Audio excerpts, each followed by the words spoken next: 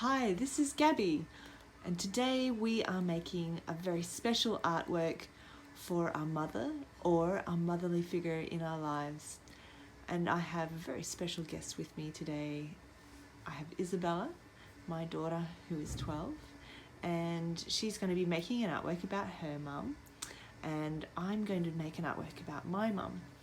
And so this is a great art exercise because you don't actually have to have many new things to do it. Just whatever pens or pencils you happen to have and whatever little things you have around your home that remind you of that special person. And you can make your artwork with your mum, or you can make your artwork for your mum, or it can just be a mindfulness activity to help you process thoughts and feelings about your mum. If your mum isn't with you right now and you can't be with her, then this could be a really nice thing to do for yourself. So I've collected, and as Isabella's collected as well, some things that remind us of our mums. And as you can see, there's a common theme of horses here and art, so it's very similar kind of things. And the first step we're going to do is we're going to think about, is this artwork for you? Is this artwork for your mum? Or is this artwork going to be a card? If you have that in mind when you start, that'll be really helpful, because if it's just for you and it doesn't really matter what it ends out like looking like, and you're just going to really get into the process of enjoying making it, then yeah, that'll maybe change the way you think about it as you're making it. I'm going to do this as a mindfulness activity. So I've got some bits of coloured paper that I'm going to cut up and rip out and glue on my page before I start. And then I'm going to put my objects over the top of the page and trace around them. And I'll take you through that as we go. But first of all, I'm going to just do some cutting and sticking on my page.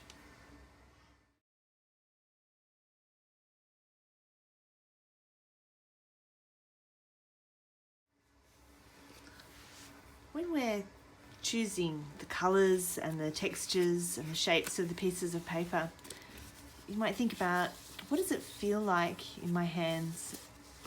What kind of paper is it? And how does that relate to my mum? This paper reminds me of my mum because it's got little tiny bits of leaves and flowers and bark, and it's got some really lovely old like paper. I don't know what it's actually made of, but it reminds me of some of the fabric that used to be in our home, and yeah, it's really soft. My mum, she was very quiet, and it reminds me of her. And also, we lived on a farm in Bathurst in the property, and the sky was so big, and this paper here, it's just a ripped up old artwork, but this reminds me of clouds. So I've glued this on because we used to go for long walks in the paddocks, and this paper here reminds me of the paddocks in the afternoon light, the gold, and that's just stuck on there. That's just, maybe that's some bushes or something. It's all a little bit symbolic, but it's connecting with my thoughts and my feelings and my memories. Not everyone has on hand a wide range of materials, so it's up to you what you have around your home that reminds you of your mum, and be creative. There's no right or wrong in this situation. It's connecting with the colours and the shapes and the textures, what it feels like to you as you attach them and those to the memories and to your experiences with that person. If you're making this with children, it's very intuitive and fast process. What do they like? What does mum like? Do you want to talk about what you're doing, Belle? I'm just sticking on bits of paper, like colours that my mum likes. Yep, so Bella asked me, Mum, do you like this colour? Mum, do you like this colour? Mum, do you like this colour? And I said, yes, yes, yes. So she's currently ripped out some shapes. Is there any meaning or anything in the shapes that you feel comfortable talking about? Or Well, I kind of just felt like these shapes kind of looked good with the rest of the artwork. So, I mean, the colours are symbolic because Mum likes them, but the shapes just look good with the rest of it. So, you know, some things just look good and some things are symbolic and yeah, so. I like the ripped edge. I think it is very no, natural. It's an organic kind of look. I do like nature and soft edges, so I think you've chosen a nice symbol of what I like in the way you've presented it. I see lots of this kind of thing in some of your artworks. Aw, she's making an artwork tribute to Mummy. This is cute. I like it. So the next thing for me is going to be actually tracing the objects so you can arrange them. It just so happens that my objects actually kind of, they'll fit onto my page and they'll make sense. That's really interesting. So I'm going to trace around them and give them a place to stand. Whereas Bella's one is going to be a little bit more abstract, I hope. It looks like something more of a design, and that's really exciting. I can't wait to see that. So as you choose your implement, your tool to draw with, think about how light or how dark it is. I've got a 6B pencil, which is a very dark pencil, and so you'll be able to see the lines very easily. If you've got a texter or a marker, be careful to not draw on the object that you've collected. That would suck. Okay, yeah. So ruining Mum's favourite drawings. Yeah. So the trick is going to be holding down the object firmly without moving it too much.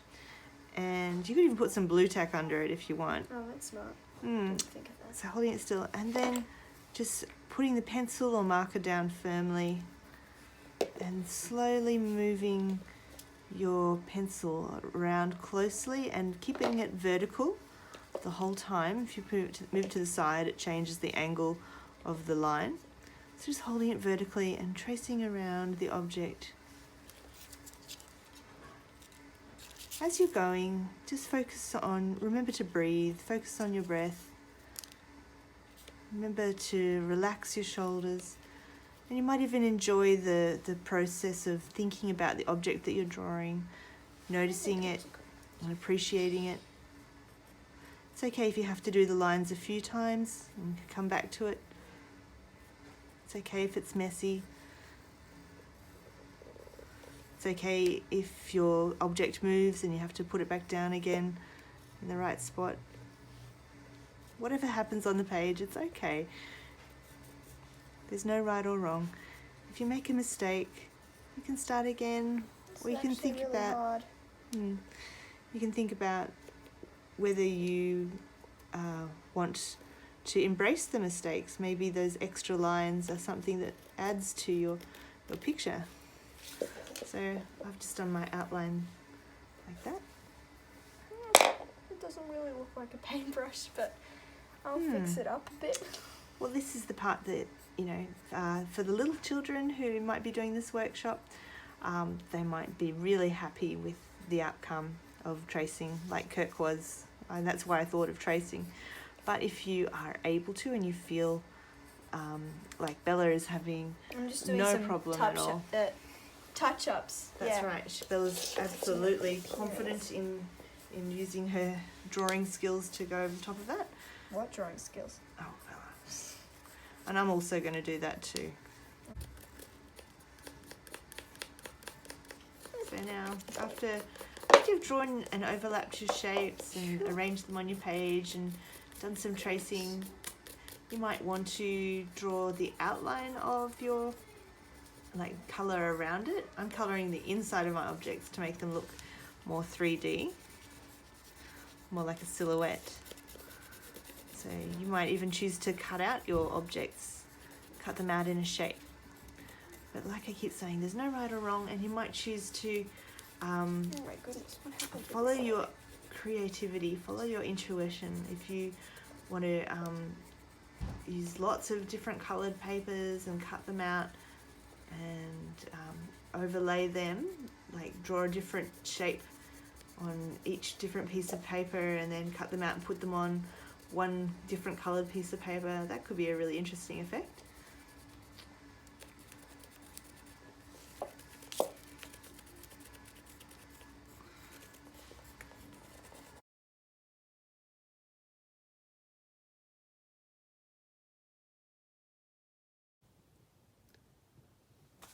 We've made 3 artworks together, my daughter and I. This is my daughter's artwork, and she took about an hour to make that. She really had a great time with her, changing around the different coloured pieces of paper and drawing over the top of them, cutting out stencils. So she traced her horses and her leaves. Those were her objects, and her paintbrush that reminded her of me. And she's just ripped out these pieces of paper and cut out some other ones to add to her picture. And she's used markers over the top to make those objects stand out. Tell you what, I'm pretty happy, Mummy. That's a beautiful gift. This is a quick one I whipped up, and I put different objects in different places, and I traced around them with coloured pencils as I went.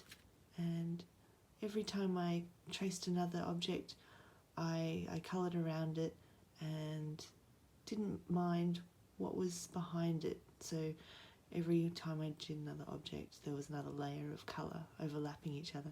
Then I put a picture of a big book over the top of everything else.